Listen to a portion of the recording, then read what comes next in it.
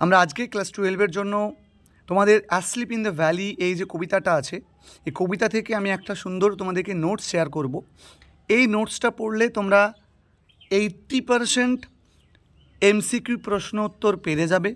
80% বলবো, 80% প্লাস তোমরা এমসিকিউ এবং এসএকিউ পেরে যাবে। সেই সঙ্গে যাবতীয় বড় প্রশ্ন অর্থাৎ সমস্ত রকম বড় প্রশ্ন তোমরা এখান থেকে পেরে যাবে। একটা দুটো প্রশ্নের তোমাকে একটু নিজে থেকে বুঝে কিছুটা নিজে থেকে লিখতে হবে। এবার দেখো, আমরা জানি asleep in the valley Arthur র্যাবোর লেখা। কবিতাটার প্রথম লাইন অর্থাৎ যে কোনো প্রশ্ন শুরুর লাইনটা তোমরা এভাবে দেবে যে in the poem Rimbaud holds up, Rimbaud তুলে ধরেন, কি তুলে ধরেন? হিজ ফার্স্ট হ্যান্ড এক্সপেরিয়েন্স, তার যে প্রথম ফার্স্ট হ্যান্ড এক্সপেরিয়েন্স, তার ফার্স্ট হ্যান্ড এক্সপিরিয়েন্সের কথা তুলে ধরে, অর্থাৎ প্রথম অভিজ্ঞতার কথা তুলে ধরেন। অফ অর, কিসের না তো যুদ্ধের। বাট কিন্তু দ্য পোয়েম বিগিনস উইথ, কবিতাটা শুরু হয় উইথ দ্য ডেসক্রিপশন অফ, একটা বর্ণনার মধ্যে দিয়ে, of the serene beauty of nature, অর্থাৎ প্রকৃতির যে মনোমুগ্ধকর সৌন্দর্য, সেই সৌন্দর্য দিয়ে এই কবিতাটা শুরু হয়। The hilly river runs through, একটা পাহাড়ি নদী, হিলি রিভার মানে পাহাড়ি নদী, রানস থ্রু মানে প্রবাহিত হয়, থ্রু এ ভ্যালি, একটা ভ্যালি বা উপত্যকার মধ্যে দিয়ে, which is small and green, যেটা সবুজ এবং ছোট।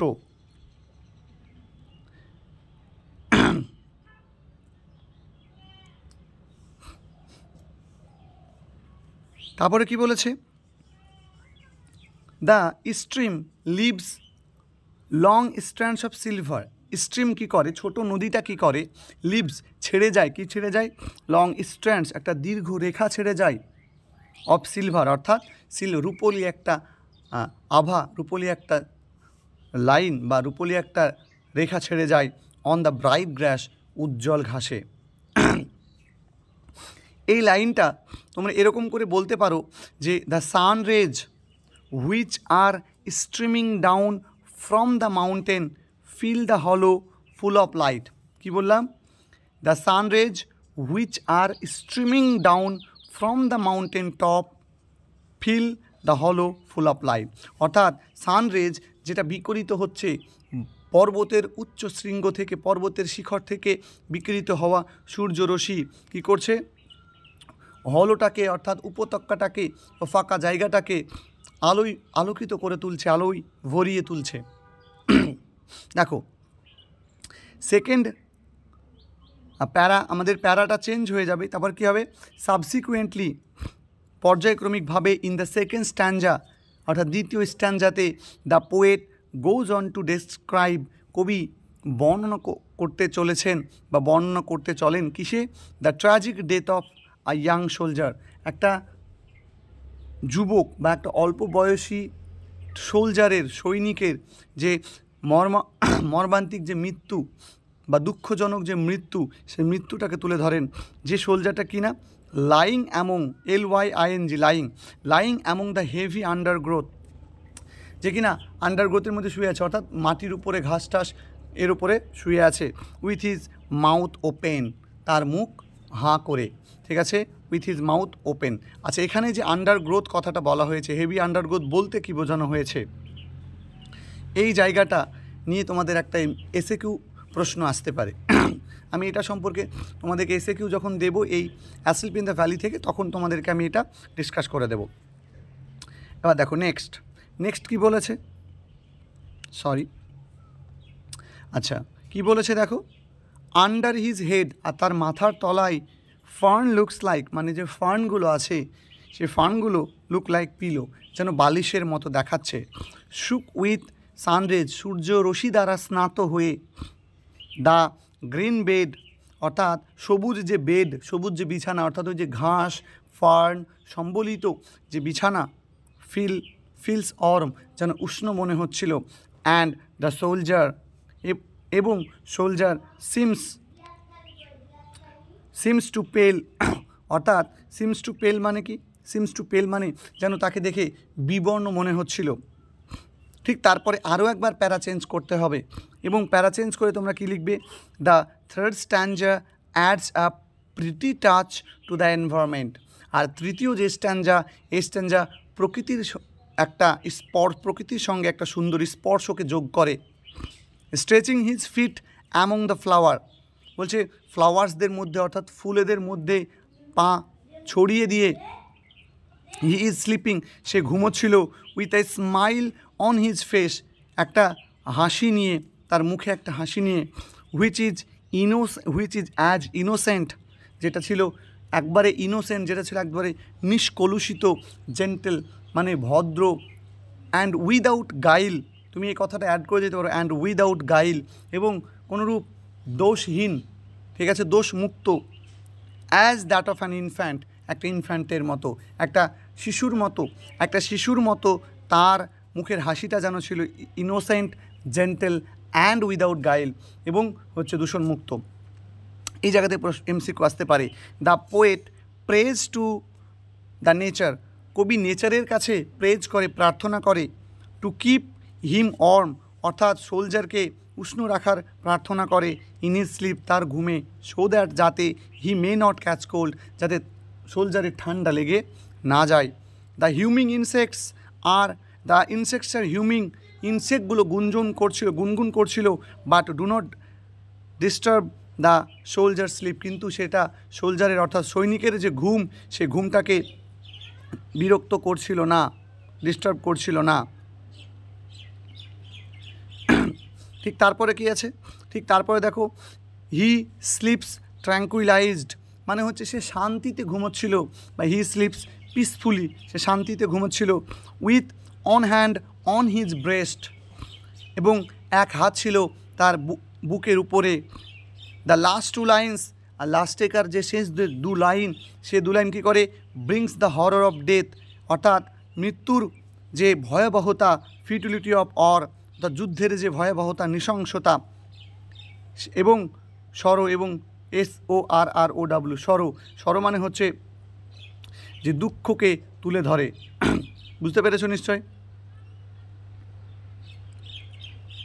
ঠিক তারপরে কি বলেছে, ঠিক তারপরে বলেছে, the soldier had been shot, এই সোলজারকে কী করা হয়েছে, শট করা হয়েছে।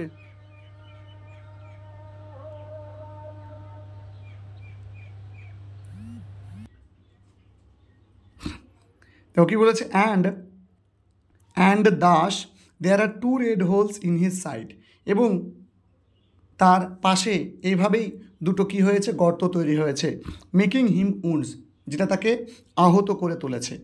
এবার এই যে অংশটা বললাম, এই অংশটা থেকে তোমাদের এই কবিতার যাবতীয় প্রশ্নগুলো হয়ে যাবে, যত রকম বড় প্রশ্ন বলবে সমস্ত হয়ে যাবে, এবং 80% অফ MCQ এবং SAQ এখান থেকে তুমি করে ফেলতে পারবে।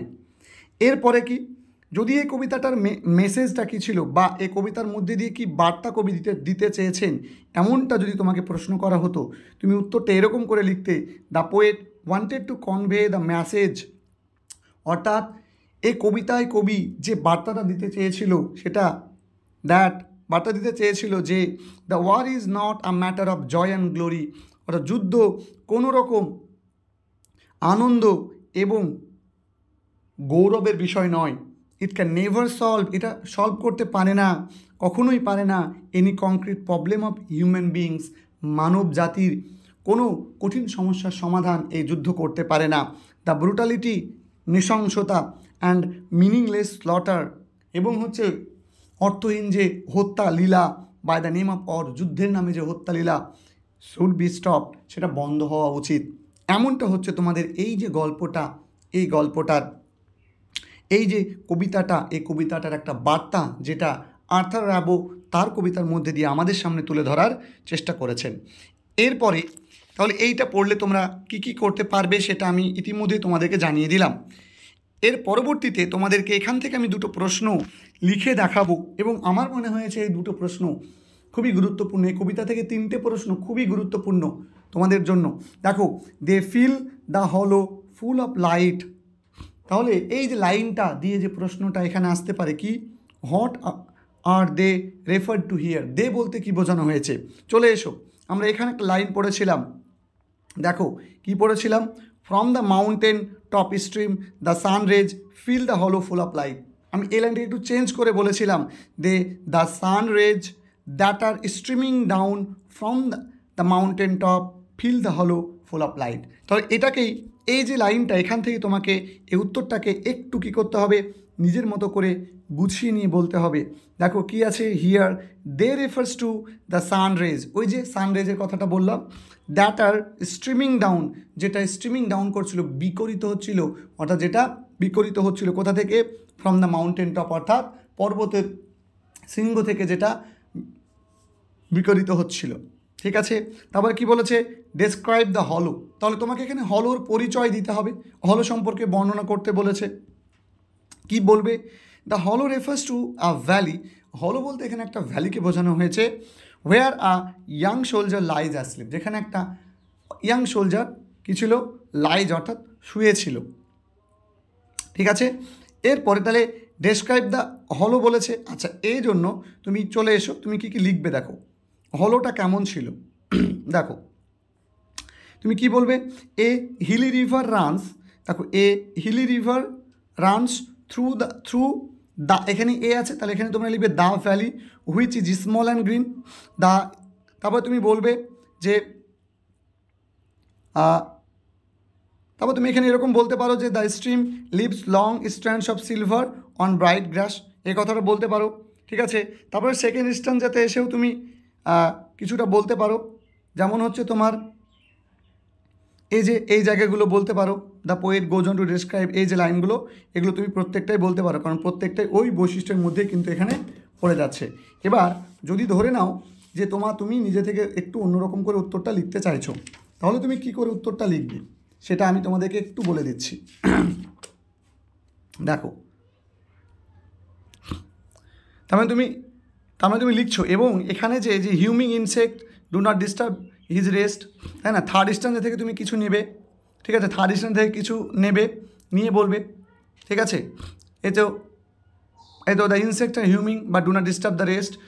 ঠিক আছে, এই কথাটা তুমি এখান থেকে বলে দিলে। ঠিক আছে, আচ্ছা, এরপরে দেখো এখানে তোমাদের বলেছে ভ্যালিটাকে বর্ণনা করতে। ঠিক, চলে এসো তুমি এই যে ফার্স্ট স্ট্যান্ডাটা আছে, ঠিক আছে, তো ফার্স্ট স্ট্যান্ডাটা আছে, এখান থেকে তুমি লিখবে যে এই হিলি রিভার। ঠিক আছে, এই হিলি রিভার থেকে শুরু করে feel the hollow full of light, এই পর্যন্ত তুমি লিখছো। সেকেন্ড স্ট্যান্ডা থেকে তুমি লিখবে যে এই তো এখানে তুমি লিখবে যে সেকেন্ড স্ট্যান্ডার ওই যে লাইনটা, উইথ হিজ মাউথ ওপেন।